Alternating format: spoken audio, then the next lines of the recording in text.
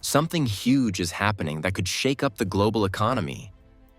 The US, under President Trump, has slapped a 25% tariff on Japanese cars, even though Japan has no tariffs on American cars. This move has left Japan shocked and frustrated. Japan is not only the US's closest ally in Asia, but also the biggest investor in the US car industry. This was a major blow to the relationship between the two countries.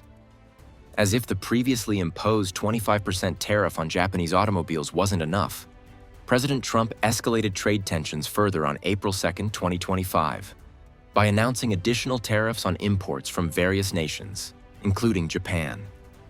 These new measures include a 24% tariff on a broad range of Japanese goods entering the US. This move has sent shockwaves through Japan's economy, with estimates suggesting that Japanese automakers could face costs totaling approximately $21 billion due to these tariffs. But things don't end there. Japan is now meeting with China and South Korea to figure out how to strike back against these tariffs. Could this new alliance be the beginning of a major challenge to US power? The outcome could change everything. Before we dive deeper into what this means, make sure to hit that subscribe button and turn on notifications. You won't want to miss what's coming next. Now let's get into the details. For decades, Japanese car makers like Toyota, Honda, and Nissan poured billions into North America, building factories, creating jobs, and fueling local economies. They weren't just exporting cars. They were investing in communities across Kentucky, Indiana, and Texas.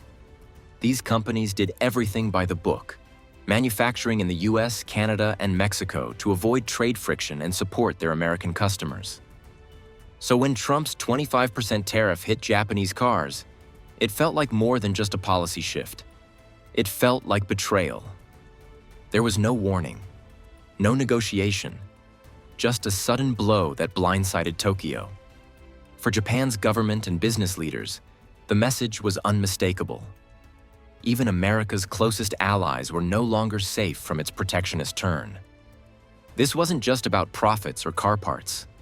It was a seismic shift in how international alliances work. Since the end of World War II, Japan has been one of America's most loyal partners. The US helped rebuild Japan's economy, and in return, Japan became a cornerstone of American strategy in Asia. Japanese firms have invested over $40 billion in US factories, employing more than 170,000 American workers. These companies didn't act like foreign giants. They became part of American life. And in return, they got hit with $24 billion in tariffs. So why go after them? Because this isn't just about Japan. It's part of a bigger trend. In recent years, the US has been throwing up trade barriers not just against rivals like China, but against its own allies. Tariffs on European steel, limits on South Korean tech, and now Japanese cars. US officials say it's about protecting American jobs. But when these policies come without warning, they shatter trust and create chaos. Japan had done its part. Nearly 75% of Japanese cars sold in the US were already built in North America, a deliberate move to avoid this exact scenario. But loyalty didn't matter. US politics had shifted, and Japan was left exposed. That's the real danger. Alliances aren't just about military defense. They're built on stable trade, shared rules, and trust. When that trust disappears, so do the foundations of global cooperation. And Japan is already taking quiet steps away, investing more in Southeast Asia and signing trade deals with the European Union.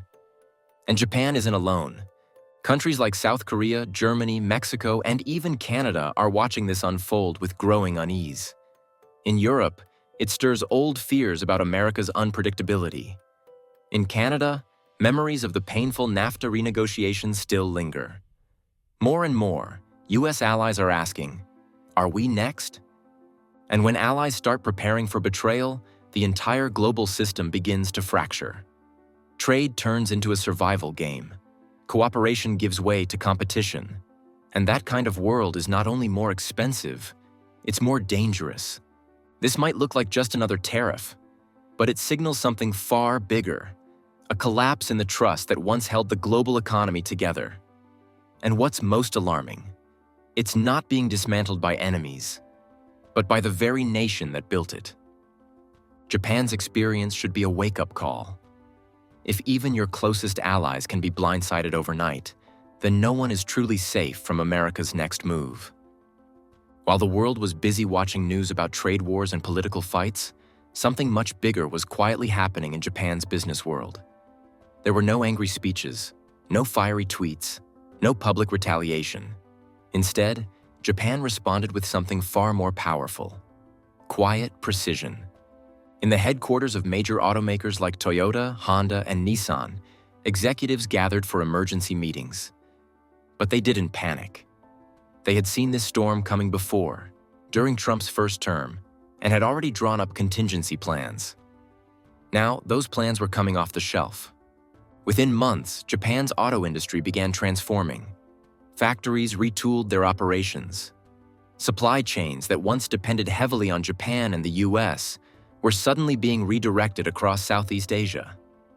Car parts and finished vehicles started flowing from Thailand, Vietnam, and Indonesia, not just for cost efficiency, but as a deliberate shield against American tariffs and political unpredictability. Take Honda. It quietly rerouted its logistics network to bypass the US choke points. Toyota didn't protest. It accelerated innovation, focusing on solid-state batteries and next-gen hybrids to future-proof its business. Nissan shifted production for US-bound vehicles to Mexico and parts of Europe, exploiting more favorable trade relationships. These weren't headlines. They were chess moves, quiet, calculated, and strategic. While some nations shouted back, Japan restructured its entire approach. For decades, global supply chains were built for speed and savings. But now, companies are optimizing for resilience. The new question in every boardroom is, what if trade rules shift overnight? Can we still survive? A late 2024 Japanese government study revealed that over 70% of major Japanese firms were planning to shift some production out of high-risk zones like China, or even the US. By mid-2025, at least 30 major companies had already begun relocating operations to countries with more predictable politics and stable trade conditions. What's more troubling is what this signals: a deep erosion of trust. Japan is still an ally of the US, but its companies are no longer willing to risk everything on American decisions. They are building backup plans and looking for other options. This shows how quickly trust can fade. Even long-standing alliances can unravel under economic pressure. What Japan is doing may become a model for other countries. Germany, South Korea, and Taiwan are all watching closely. Because this isn't just Japan adapting. It's the emergence of a new kind of globalization, not based on profit, but on protection. And here's the twist: America's attempt to bring manufacturing home may have backfired. Instead of returning to the US, companies are spreading out even further, to places where politics feel less volatile. The more Washington pushes, the more businesses slip away quietly.